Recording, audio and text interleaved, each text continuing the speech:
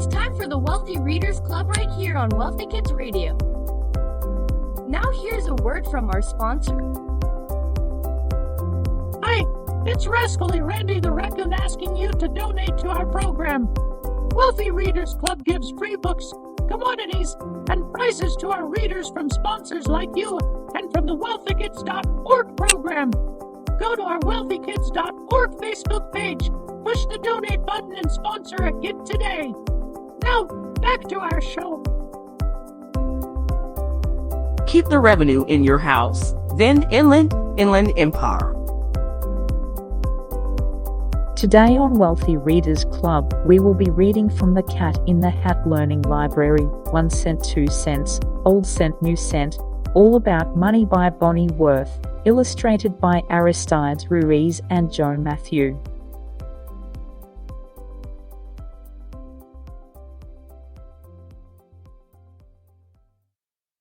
I'm the Cat in the Hat, and you know something funny. We're about to have fun learning all about money. Where does it come from? Can you answer that, please? I will give you a hint. It does not grow on trees. Just 1 penny each. It will cost you to see. The Museum of Money. Step up and pay me. People bartered to buy things. In ancient times, they did not have pennies, or nickels or dimes. This meant that a beekeeper might want to swap his store of honey for a farmer's wheat crop. If the farmer liked honey, a deal could be struck. If the farmer liked jam, it was the keeper's bad luck. People would fight over deals that they made. Was this a good swap? Did I make a fair trade? Perhaps that is why money was invented. It was easier to use and decay was prevented. It was easy to carry and count, and what's more, it was easy to save and was easy to store.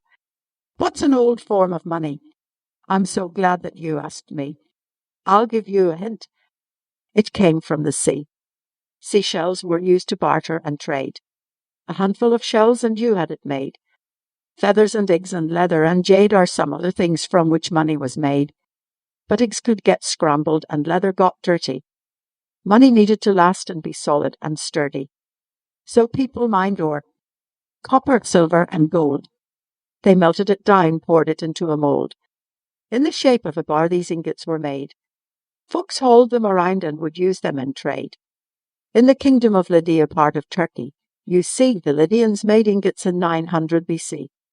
Then someone in Lydia had a brainstorm make metals coins. A far handier form. We've dug up these coins all over the place. Each coin has a lion's head stamped on its face. The Lydians were sailors, and you may have read that's how to use of their coins might have spread.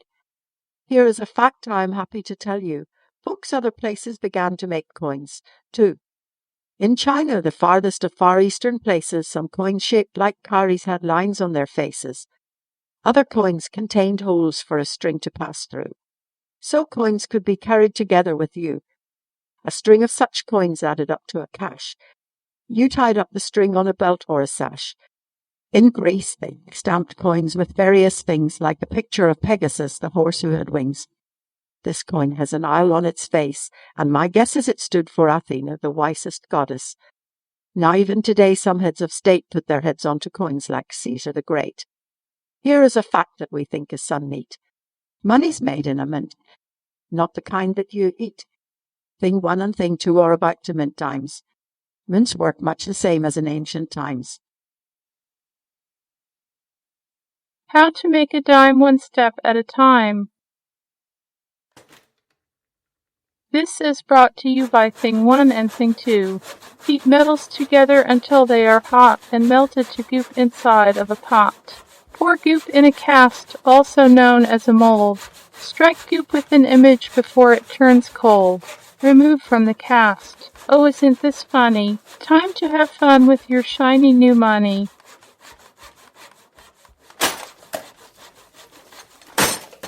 Ancients kept money where they prayed and gave thanks. In this way the temples became the first banks. To temple you went to save or to borrow for as long as 2 years or as short as tomorrow. Interest is the name for the fee that you owe to the bank for the money they loan you, you know.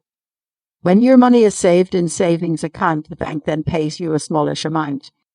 This smallish amount that the bank pays you is the interest you earned, and it's only your due. The smallest coin ever is so hard to see.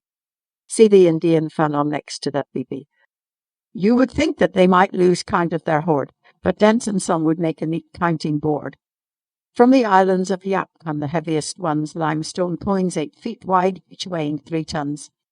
Carrying these coins, some ships sank. Could you fit a Yap coin in your piggy bank? Travelling to parts of the New World with me, here are some Spanish coins I would like you to see. Spain's explorers sent home from the New World as freight golden doubloons and a piece of 8. The most valuable coins in those parts were these. To steal them, some pirates sailed all 7 seas. American settlers minted coins such as these, stamped with the image of local trees. For money, the natives strung seashells and beads into belts of wampum for their trading needs. When it became a new nation and free, the United States minted its own currency. I have some with me, as you see. I have many. The kind that I have is the little red penny. It was made in the year 1793. Here's one that's a half-cent you might want to see. Here is another one. It's also red. It's the penny we know as the Indian head. In 1909, that's the year I'm thinking, we began to mint pennies with the face of Abe Lincoln. During World War II, a brave time, I do feel pennies were made out of zinc-coated steel.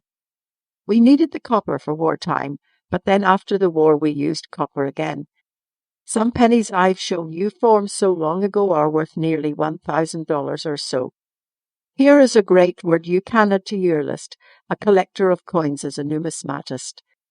Pennies to dollars. We mint the whole range, but mostly we use all these coins to make change. It's paper that's king, but paper gets rotten, so we make paper money from linen and cotton. When you study your money in these days, bothers, you will find on its faces of our nation's fathers. What's the $sign mean? Could it be? Take a guess. Does it come from a U printed under an S? My numismatist friend has told me of late it might come from the Spanish pieces of 8. On the 10,000 bill you will find the face of Abe Lincoln's treasurer, Salmon Porter Chase. Will you find one around? No, you probably won't. They no longer print bills of this size. No, they don't. If they print them again, do you think maybe that they might use the face of... The face of what? Tell me. The Cat in the Hat. Oh, that was great. Now that's the end of our show. Stay tuned for the next Wealthy Reader segment and learn about children's finance literacy through the reading of books. I hope to see you there. This is Rascally Randy the Raccoon signing off. Happy trails!